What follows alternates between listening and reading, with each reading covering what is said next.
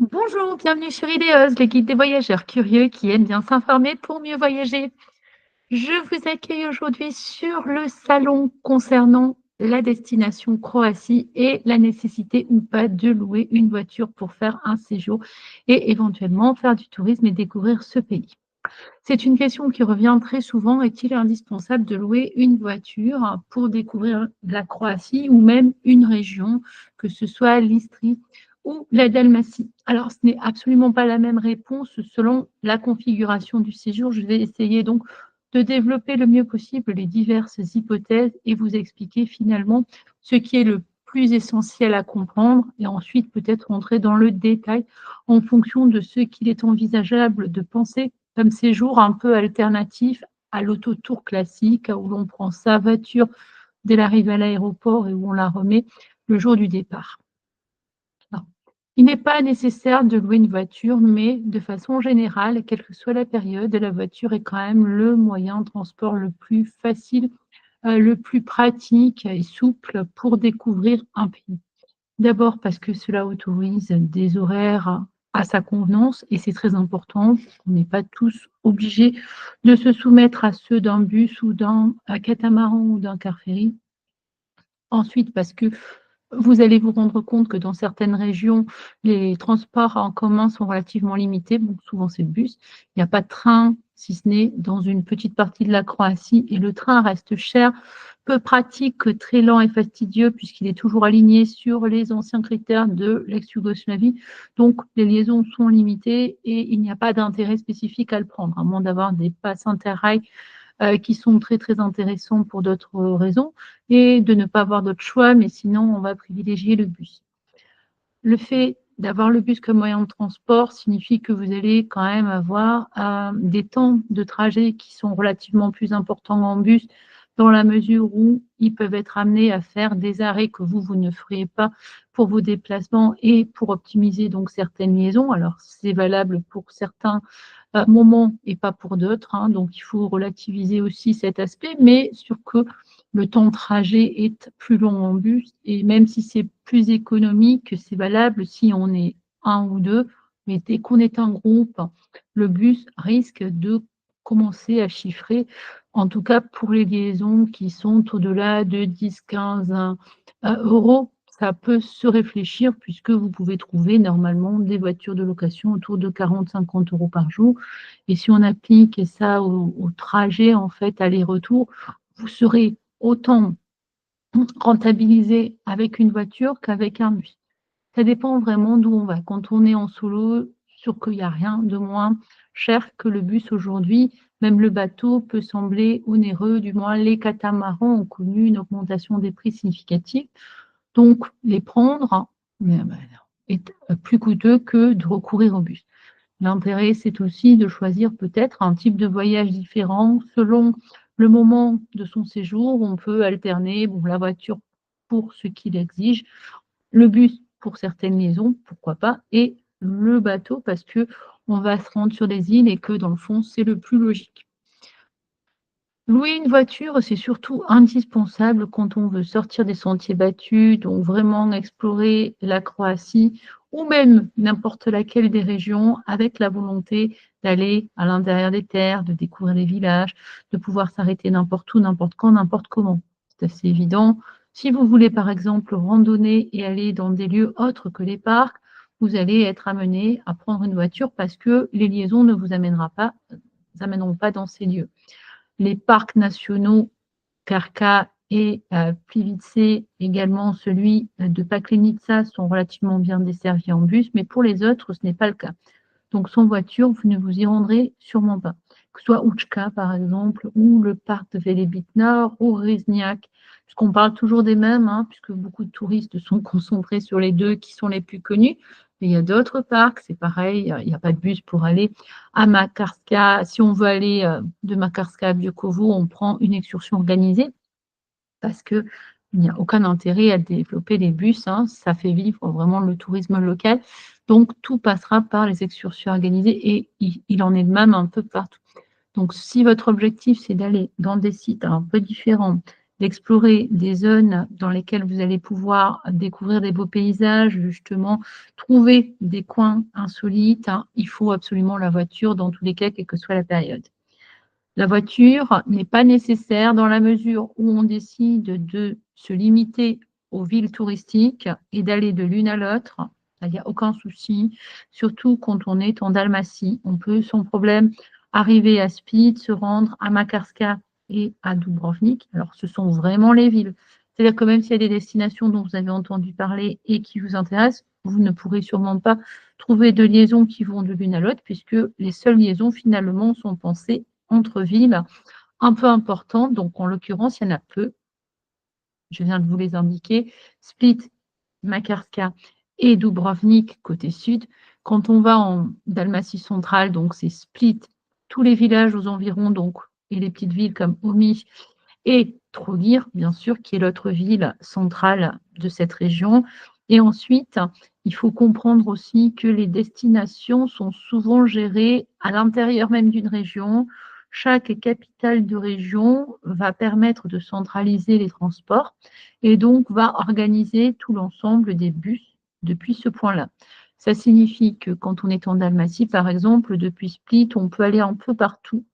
C'est très, très bien desservie parce que c'est la capitale de la région, que c'est aussi un aéroport extrêmement utilisé aujourd'hui par les touristes en toute période. C'est-à-dire à partir du mois d'avril jusqu'au mois d'octobre, on a quand même beaucoup, beaucoup d'arrivées qui justifient ce développement. Donc à ce moment-là, c'est vrai que quand on est à Split, on peut envisager d'aller un peu partout facilement. Mais c'est à peu près la seule destination depuis la Dalmatie, d'où c'est possible. Ça ne sera pas le cas depuis Dubrovnik, bien que ce soit très touristique, ni nécessairement depuis Trogir, Šibenik ou Zadar. Chaque capitale de région ou chaque ville principale de comté, c'est-à-dire un peu l'administration en dessous de la région, permettent de développer les environs immédiats dans un rayon de 40-50 km. Ça signifie que quand on est à Dubrovnik, par exemple, les transports en commun sont pensés pour aller à 40 ou 50 km maximum de la ville. Et c'est déjà beaucoup. Donc, vous pouvez aller, par exemple, du côté de Stun, du côté de Slano, du côté de Mlini et surtout Savtat, donc les Grouda à l'intérieur des terres. Et en réalité, vous allez vous rendre compte que même s'il y a quelques autres tout petits villages qui sont desservis, ce n'est pas si pratique que ça. Et donc, en termes de découverte touristique, c'est toujours limitant parce que les noms que je vous indiquais sont très bien. Savtat, c'est l'autre ville qu'il faut découvrir en Dalmatie du Sud. Mais en soi, au-delà de Savtat, vous n'allez pas aller donc dans les environs de cette ville. Ça, c'est un peu dommage parce que c'est là aussi qu'on trouve toute la Riviera, des coins de baignade un peu cachés qui peuvent être superbes. Et à ce moment-là, il faudra recourir à un autre transport, alors soit des vélos, des locations de scooters ou le taxi. Mais dans tous les cas, c'est vrai qu'on ne pourra pas se contenter du bus si on veut commencer à explorer un peu le littoral avec ce qu'il a à offrir comme crique sauvage.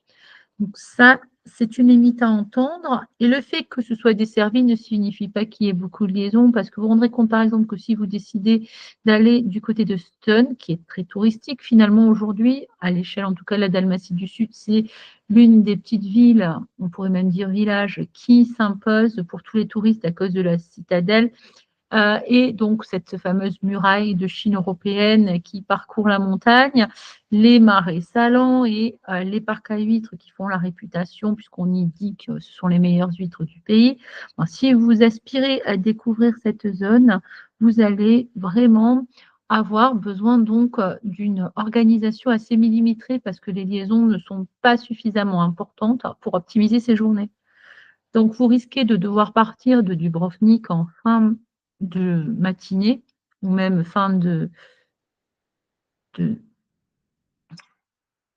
ou presque après-midi, en fait, parce qu'on est autour de 11h à 11h15 pour un départ qui nous amène 1h15, 1h30 après du côté de Stone. Donc, ça tombe bien parce qu'on arrive vers 12h30 environ. Et donc, on va devoir repartir vers 18h. Il n'y aura pas beaucoup d'autres saisons, donc les alternatives étant limitées, ça suppose que vous ne voyez que cette destination pendant la journée. Horston reste tout petit, Donc, certes, pour faire le tour de cette fortification, ça peut prendre un certain temps, mais rares sont les touristes aussi qui le font, même s'ils paient pour accéder aux murailles.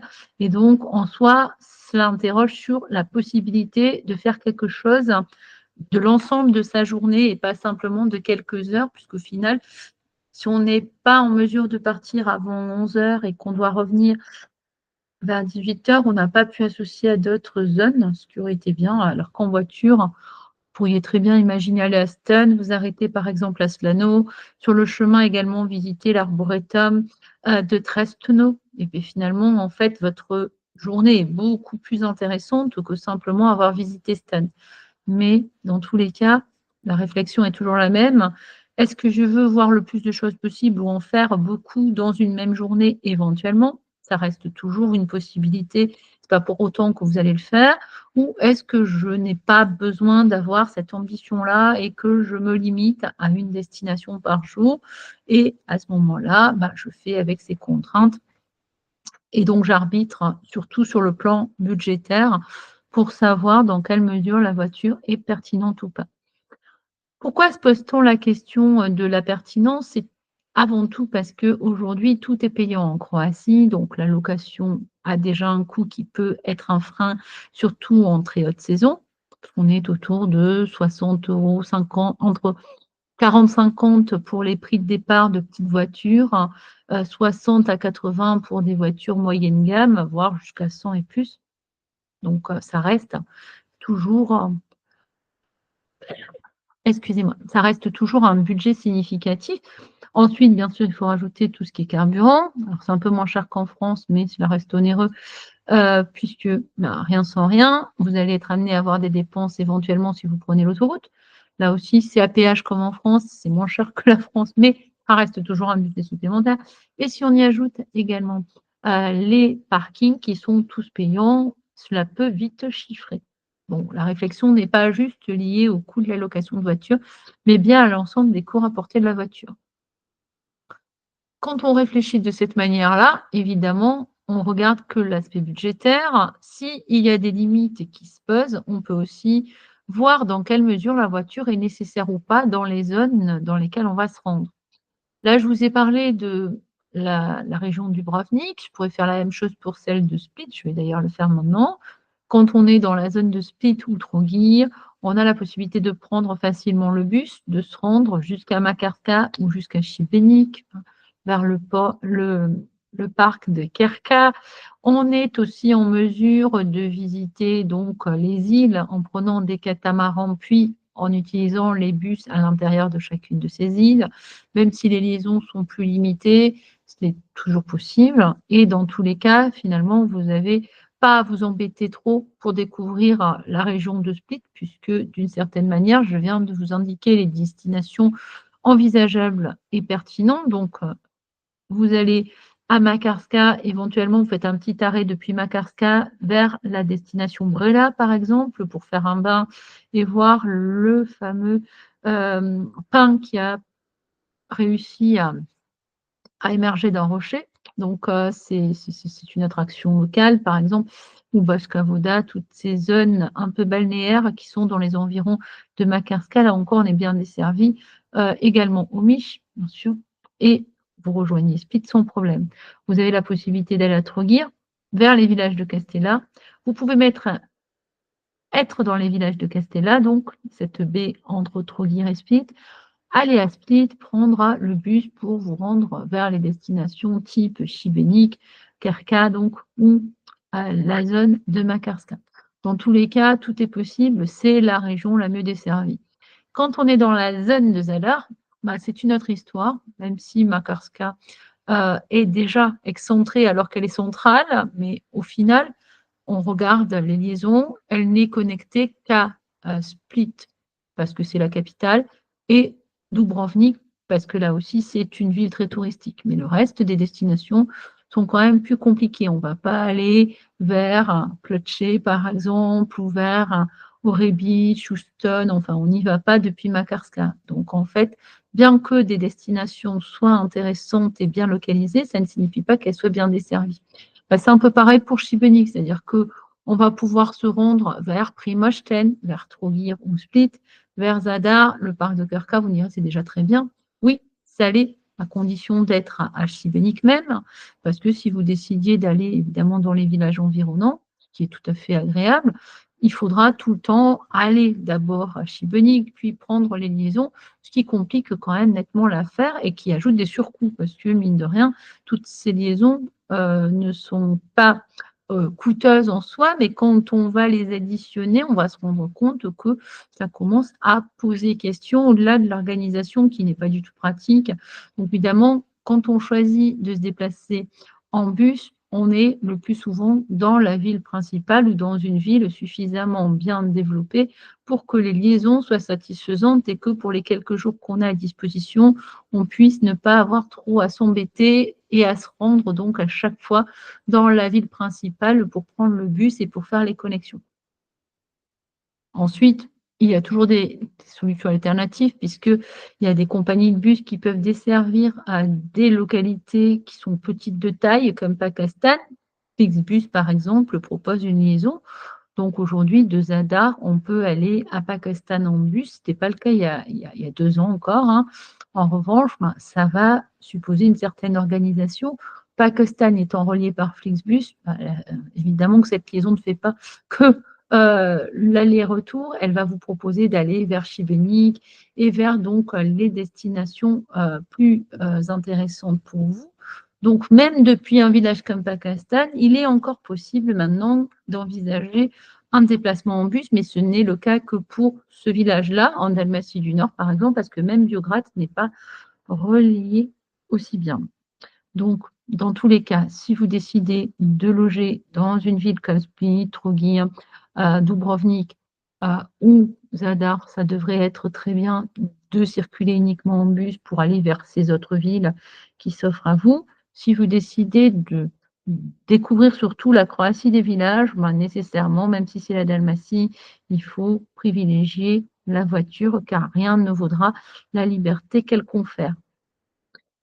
Pour la région d'Istrie, qui est l'autre région touristique qui vous intéresse peut-être, la question se pose aussi dans ces termes, c'est-à-dire que si vous voulez aller depuis Pula, la capitale, vers Rovinj, la ville la plus touristique, ou Poreč, il n'y aura pas de problème, mais si vous voulez découvrir aussi les autres villages, là, ce sera immédiatement plus compliqué. Il n'y a pas les destinations très reliées. Donc, ce sont 3 villes qui sont très jolies, très agréables. Vous pouvez aller évidemment depuis Pula en bus vers les villages approchants. Donc, Medulin, par exemple, enfin, Adana, ce sont des villages bien connectés. Mais dans l'ensemble, rien ne vaudra d'avoir la voiture pour se déplacer en Istrie si on souhaite sortir toujours de la zone de confort des villes et aller vers l'Istrie verte, par exemple, pour découvrir les villages perchés sur les collines dans le nord de la Croatie ou dans le sud, celui de Labine. Alors oui, il faut absolument prévoir un moyen de transport autonome, sinon ce ne sera pas pertinent et ce serait dommage de se priver de cette Istrie qui est quand même celle aussi qui représente le mieux le terroir, toute sa richesse gastronomique et culturelle. Alors, il n'y a aucun problème à se limiter à l'Istrie de la mer avec les 3 villes dont je viens de parler, mais rien n'est comparable à une découverte plus approfondie et, à mon sens, plus savoureuse aussi. Donc, en Istrie, la priorité est à la location de voiture. Alors parfois, on me sollicite parce que la location de voiture n'est pas si simple en Istrie. En tout cas, si vous voulez prendre une voiture en Istrie et que vous voulez la remettre en Dalmatie, ça devient compliqué. Toutes les agences ne l'acceptent pas. Personnellement, j'en connais pas beaucoup d'ailleurs à recommander parce que bah, l'Istrie fonctionne en vase clos. C'est une péninsule qui, d'une certaine manière, se constitue un peu comme une destination à part entière, presque pas tout à fait croate, hein. Alors certes, elle est au nord, vraiment excentré par rapport à l'autre destination touristique qu'est la Dalmatie. Mais en réalité, en Istrie, on a tendance à considérer qu'on n'a pas de raison d'aller ailleurs. C'est tout à fait justifié par la beauté des lieux et donc l'environnement, tout ce que la région a à offrir. Donc, on ne voit pas pourquoi on proposerait des transports qui permettent de découvrir cette destination. Donc, tout tourne autour de l'Istrie, ce qui peut s'entendre, mais qui complique aussi la réflexion, parce que si vous deviez arriver en Istrie et vous voulez, par exemple, utiliser le transport pour aller vers d'autres destinations très classiques, type Plitvice, vous vous rendrez compte que c'est grosse galère, hein. D'abord, c'est des durées de trajet infiniment longues, hein, jusqu'à 10-12 heures de bus. Donc là, on oublie, parce que Rovigne, Plitvice, si vous mettez plus de 10 heures, vous allez saturer. En plus, ça sera vraiment cher, puisque ça peut revenir à plus de 45-50 €, donc plus cher qu'une location de voiture. Donc là encore, si vous deviez prévoir un voyage en bus, il est fort probable que vous remettiez en question parce que les destinations ne s'y prêteront pas ou vous devrez accepter donc de faire des concessions. Par exemple, aller de l'Istrie vers Zagreb, puisque en tant que capitale, la ville est reliée un peu à toutes les zones, hein, du pays, ce qui est normal, un peu comme Paris en France est plus ou moins connecté partout. Et en fait, vous irez à Zagreb, d'où vous prendrez un nouveau bus pour aller vers Plivice, par exemple. Bon, déjà, en termes de temps de trajet, ça sera plus raisonnable. On sera à 6-7 heures au lieu de 10-12 heures.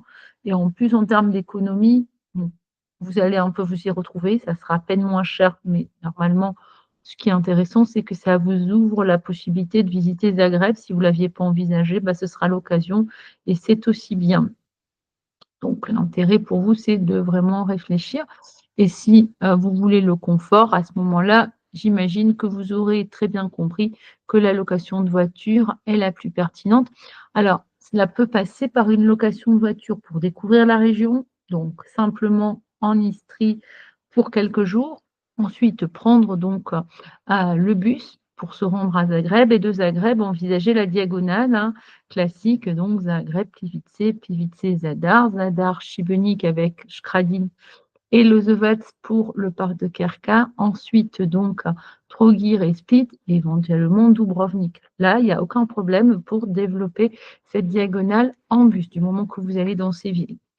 Les liaisons sont assez nombreuses. Alors, en été, vous aurez le plein de possibilités. Quand c'est hors saison, il y en a beaucoup moins et en réalité, il est important de toujours contextualiser, les réponses par rapport à la période à laquelle on fait son séjour. Là, par exemple, si vous êtes dans la zone, de Split en avril, vous vous rendrez compte qu'on peut souvent ne même pas aller à Plivice. Alors, je pense que ça va évoluer, ils vont augmenter les liaisons.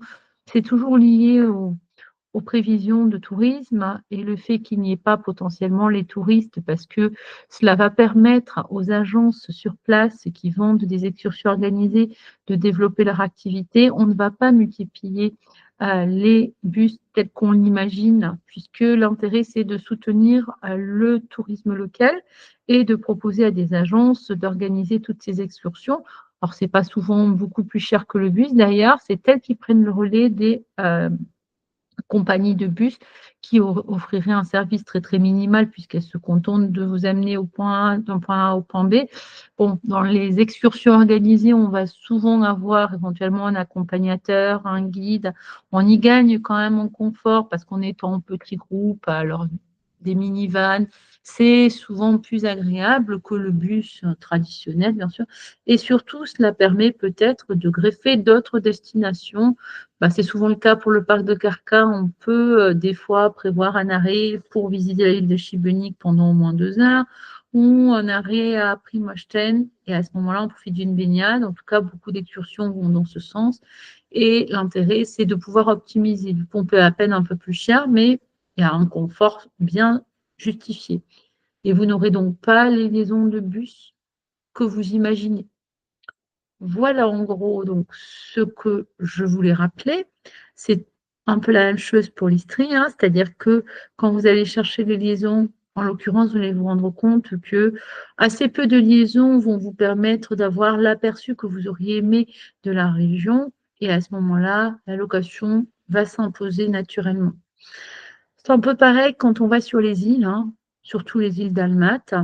Il y a bien des bus, mais ils sont relativement peu nombreux et ils ont seulement 3 ou 4 destinations maximum sur l'île et encore, souvent c'est plutôt 3, hein. C'est-à-dire que sur une île comme Ratch, qui est quand même très touristique, vous allez pouvoir aller de Supetár à Bol et de Bol à Milna, mais pas dans les autres villages comme Pušica dont je parle, Sutivan, Postira, qui sont quand même très jolis, ou Bubovica. Enfin, c'est dommage évidemment de se limiter à ces 3 villages, bien que l'important pour vous, c'est de pouvoir aller d'un village à l'autre de façon plus confortable et pas trop onéreuse. Pareil pour Hvar. Vous avez la ville port de Hvar et vous avez donc ensuite la ville de Starigrad, qui est une petite, plutôt un petit village en fait, qui a un port de pêcheurs. À côté, vous avez donc Kielsa, mais ce ne sont que ces 3 destinations qui sont desservies par le bus. Après, pour tout le reste, c'est-à-dire Zavala, Ivandolac, Zveta Nedelja, Verboska, il n'y a pas de bus qui permet de découvrir tout cet environnement qui fait pourtant aussi le charme, le côté plus sauvage et méconnu de l'île.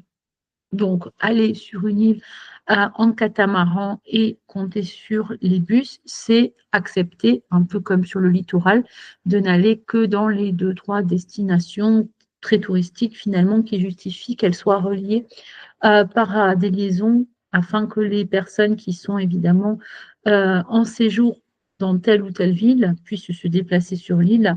Mais on imagine qu'elles se sont aussi localisées dans les 3 principaux pôles, que le reste, ce sont des villages très tranquilles qui sont réservés aux itinérants disposant d'une voiture pour se déplacer. Quand on regarde donc en fait son projet, il est important de s'interroger sur la pertinence d'avoir la voiture de bout en bout, parce qu'aujourd'hui, en réfléchissant, on peut vraiment soit faire des économies, soit trouver des façons alternatives de voyager. Bon, si vous débarquez en Croatie, que vous décidez par exemple de rester proche de l'aéroport où vous avez atterri, bah, vous n'avez pas nécessairement besoin de la voiture dès le début, hein. Vous pouvez très bien rejoindre le centre de Split ou de Trogir facilement en bus ou en navette, hein.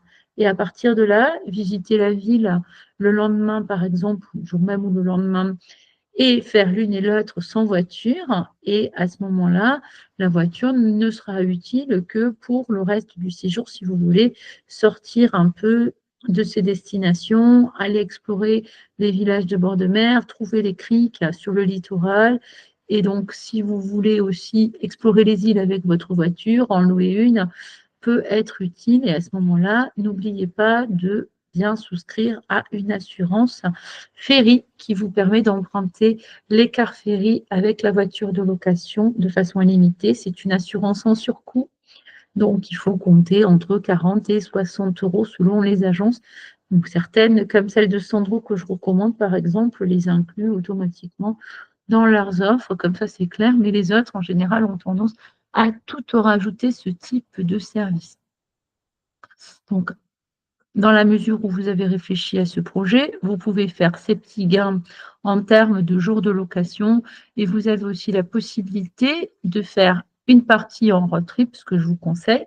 Par exemple, la zone entre Split et Plivice est très, très bien avec la possibilité d'intégrer l'intérieur des terres, par exemple, hein, la ville de Knin, la source de la rivière Cetina, qui plaît beaucoup aux touristes depuis quelques années. La rivière Krupa, que je recommande aussi pour les paysages sauvages et un peu inexplorés. Donc là, la voiture s'impose partout. Si vous voulez aller voir le refuge des ours de Kuterevo, bien sûr, depuis Plivice, ce sera utile de la voir puisqu'on ne peut pas y aller sinon.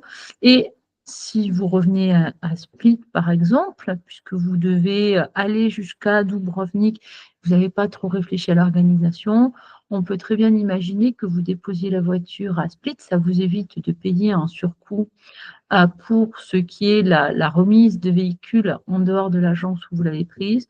Et à ce moment-là, vous prenez sans problème le bus ou, c'est encore mieux, le bateau qui vous amènera sur les îles.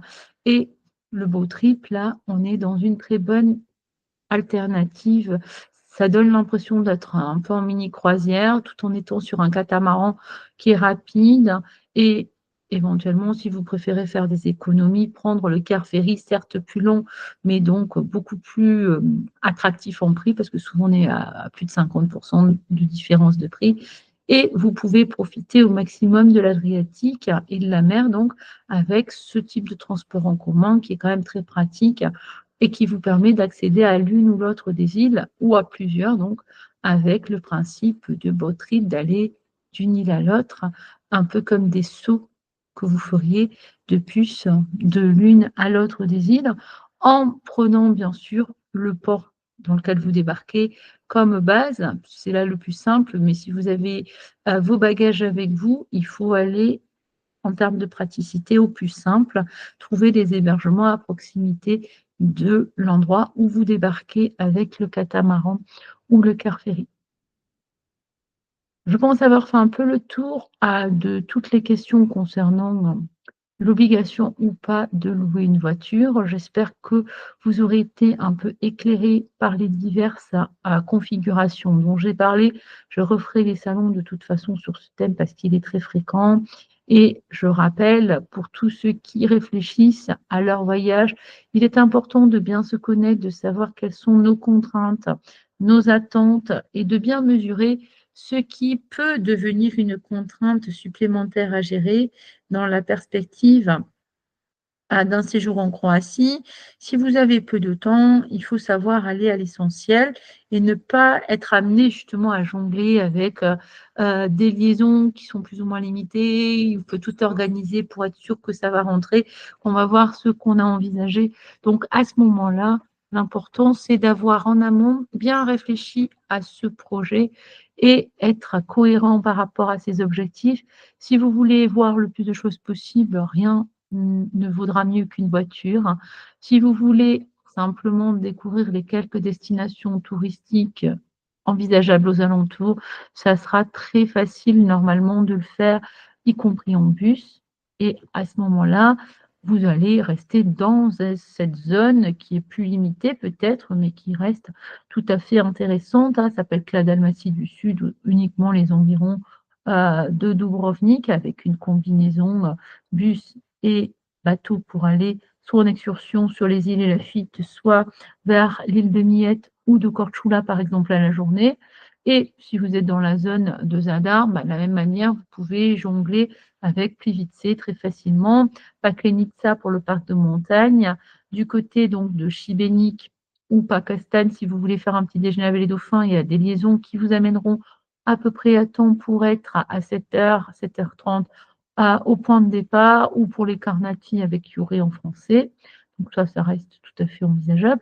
Également donc aller du côté du parc de Karka, mais à ce moment-là, vous allez juste visiter les chutes circulaires et pas malheureusement tout le reste du parc qui est très très agréable et qui cache justement des trésors dont on n'aurait pas conscience quand on est touriste, mais qu'on gagne à découvrir.